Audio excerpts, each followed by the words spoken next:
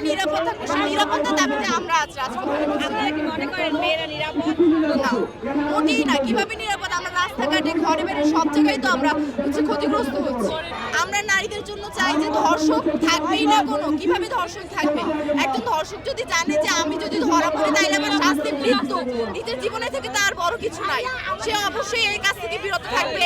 তো আমরা চাচ্ছি যে আমরা নিজেদের নিরাপত্তার সাথে, নিজেদের মা বোনদের নিরাপত্তার সাথে আমরা সাথে আমরা ধর্ষকের সর্বোচ্চ শাস্তি মৃত্যু চাই।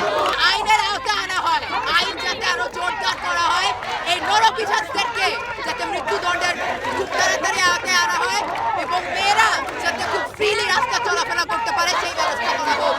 এটাই আমাদের চাওয়া, যে আইন আরো জোরদার হোক, ধর্ষক শাস্তি পাক, প্রত্যেকটা নরপিশাচ শাস্তি পাক যারা আইন ধ্বংস করতে চায়। নারীদের জন্য একটা সুরক্ষিত বাংলাদেশ চাই, যাতে রাস্তায় বেরোলে একটা নারীর যাতে কখনো মনে না হয় যে আমার দিকে কেউ তাকিয়ে আছে।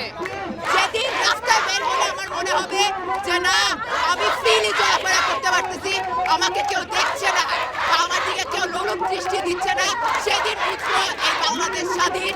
আমরা চাই নারীদের নিরাপত্তা হোক, নারীদের এমন ব্যবস্থা হোক যে পরবর্তীতে এই পুরুষ নামে কলঙ্ক যাতে আমাদের দিকে আর চোখ তুলেই তাকানোর সাহস পায় না, এমন শাস্তি দেওয়া হোক ধর্ষণকারী। এটাই আমাদের দাবি। ওর একটাই শাস্তি মৃত্যুদণ্ড। মৃত্যুদণ্ড ছাড়া আজকে একজনের মৃত্যুদণ্ডের পরবর্তীতে আর কেউ এই কাজ করার সাহস পাবে না।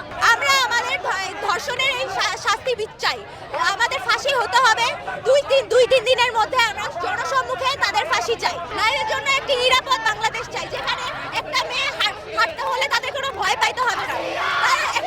সে রাতের বেলাও নির্ভয়ে হাঁটতে পারবে, তার কোনো ভয় থাকবে না, তার পোশাকের উপর কেউ প্রশ্ন তুলবে না। আমরা নিরাপদ না। প্রতিদিন দেখা যায় 10 থেকে 11টা করে ধর্ষণ হচ্ছে। আমরা কোনোভাবেই নিরাপদ না। ছোট ছোট বাচ্চারা নিরাপদ না, 2 বছরের 1 বছরের বাচ্চারা নিরাপদ না। নিজের বাবার হাতে মেয়ে ধর্ষণ হচ্ছে। আমরা এর বিচার চাই। আমরা এর বিচার চাই 1-2 দিনের মধ্যে।